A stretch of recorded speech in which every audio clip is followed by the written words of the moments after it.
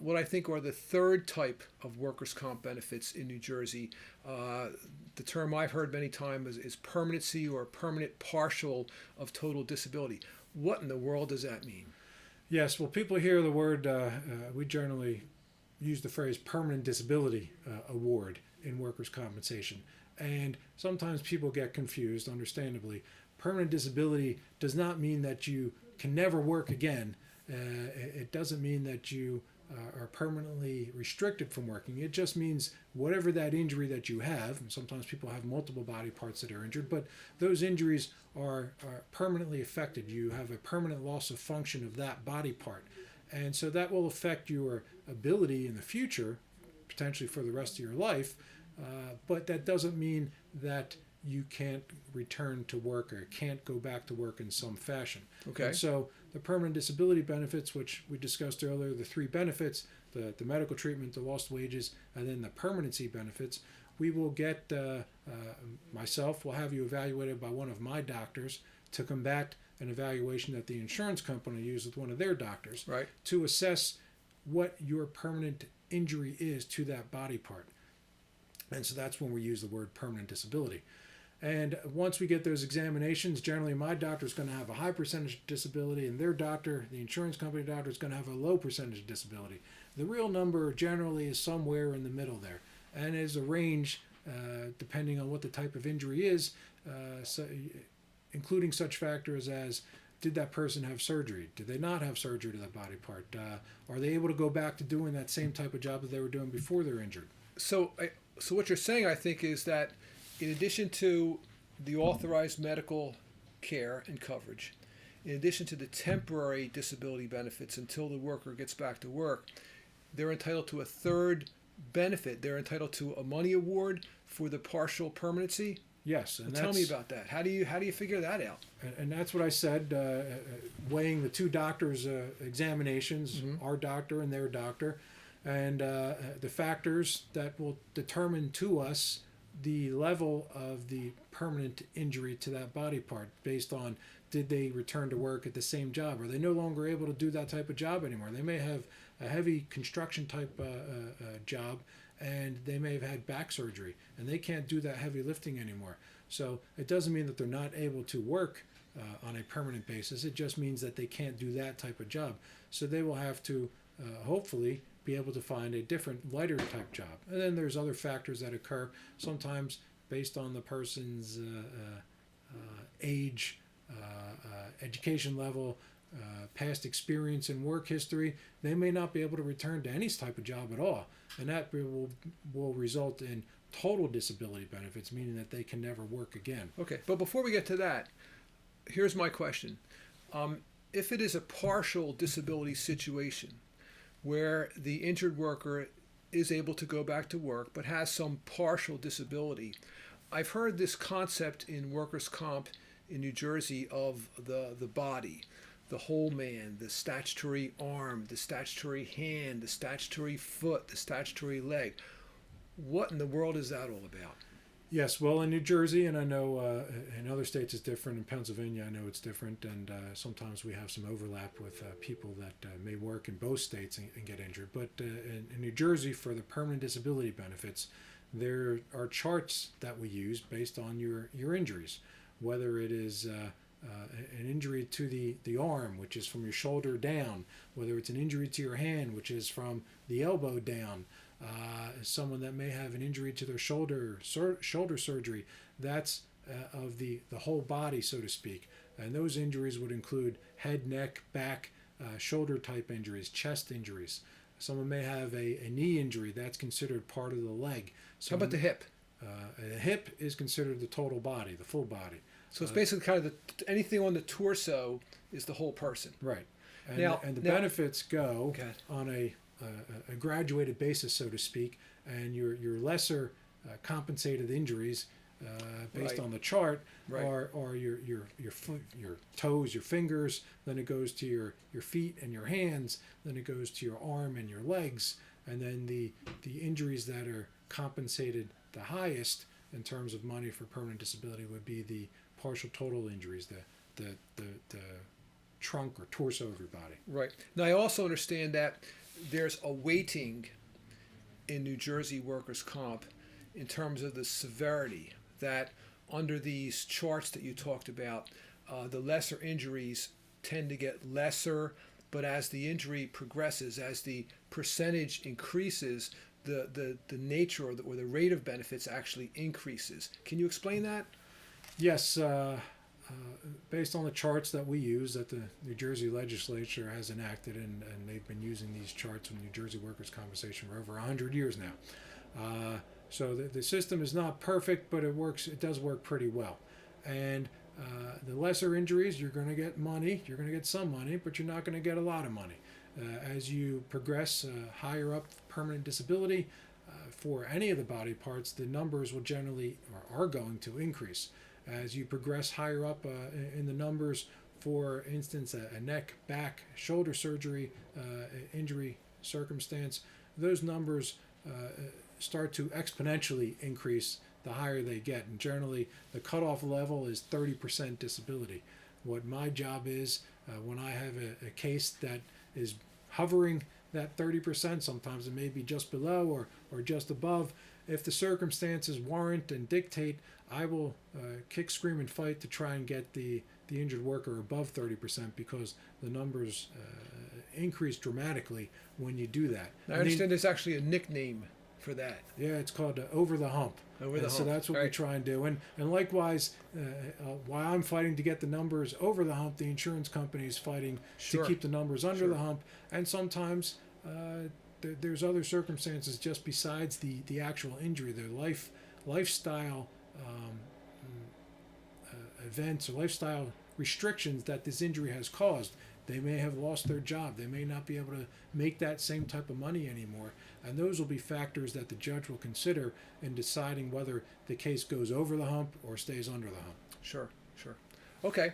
Now, so the bottom line is, when you're talking about permanent partial total disability, the more severe the injury is, the higher percentage of the award is going to be if it gets over the hump, over the 30% rule. Right. Okay, so next question. How about when there's total permanency, when the person can't go back to work at all? What happens then?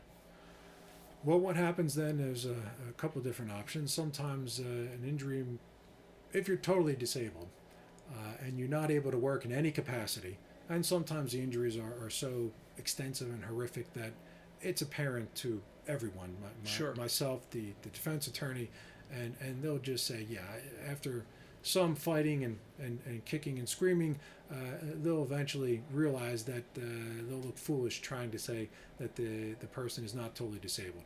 In that circumstance, if you're deemed to be totally disabled, you will get benefits essentially for the rest of your life.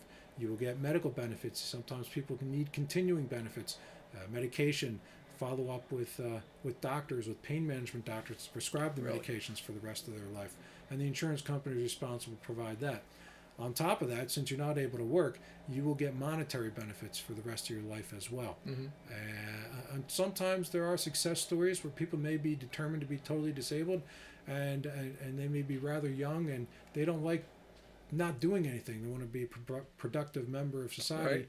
And sometimes people will be able to train themselves to do something, or they will be able to fight through the pain and want to go back to work and get some sort of job that they're able to do with their injuries. Do they lose their benefits, their total benefits? And they're required to notify myself and or the insurance company, and the insurance company certainly wants to enable them to go back to work, because yes, their benefits will stop. They are entitled to some sort of minimum amount of benefits on a weekly basis while they do go back to work, but the insurance company is still responsible for the medical treatment. Sure. And if for some reason down the road their condition should worsen, they will be able to get back out of work and get back on to the weekly benefits. Right.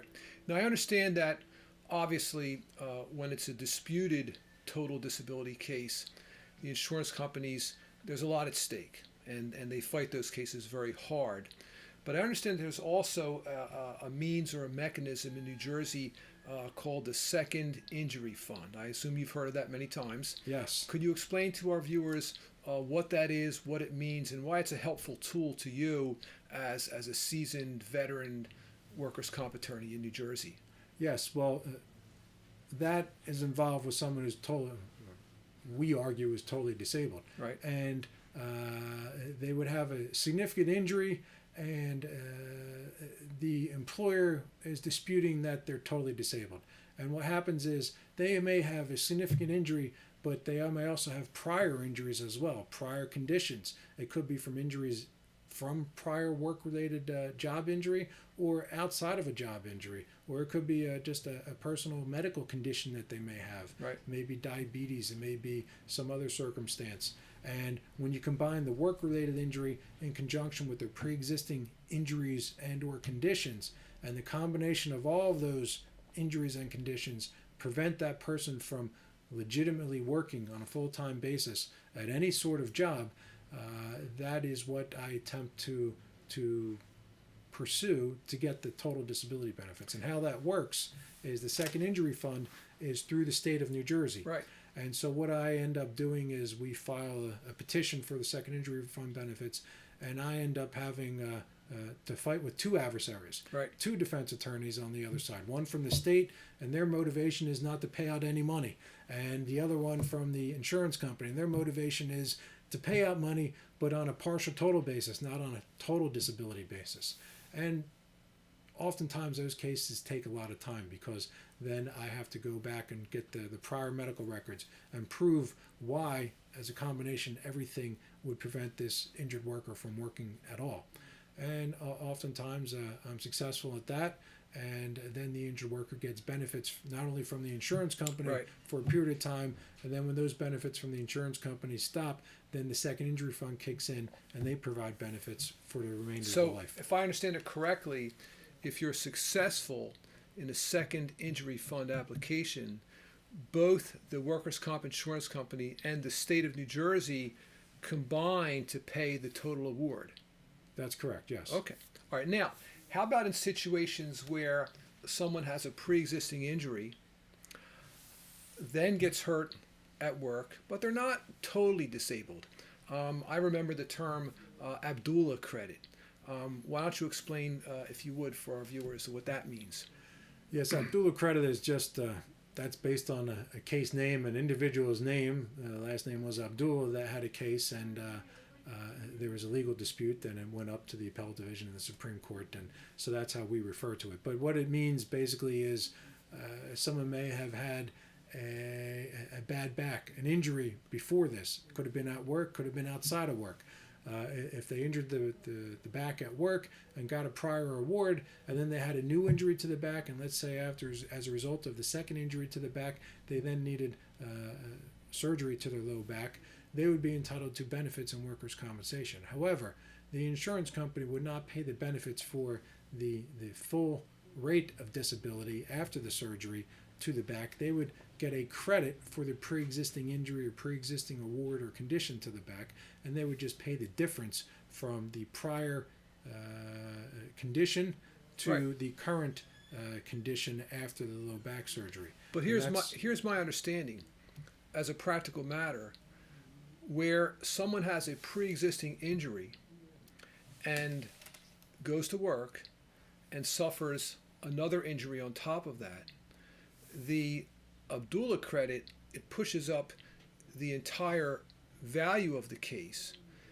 but the lesser penalties, but the lesser injury is typically rated at the lower rate. So many times the value of the Abdullah credit, the person who has a pre-existing injury, the actual value of the case can be more than someone who doesn't have a prior injury. Have you experienced that? Yes, that happens a lot, and that goes back to with the, especially depending on the injury or the body part Sure. that's injured, more oftentimes with the shoulder, the neck, the back. If there's a pre-existing injury, there's a credit, and what my job or what I want to try and do in the appropriate circumstances, push that new value over the hump, over 30%. Right. And so the person will get a lot more money, the injured worker will get a lot more money for being over the hump, and there will be a credit that the insurance company gets, but that money will be substantially lesser than the overall award. So there's a lot of armaments in your tool chest to wage your war. There's many things to think about and consider in every case based on the circumstances.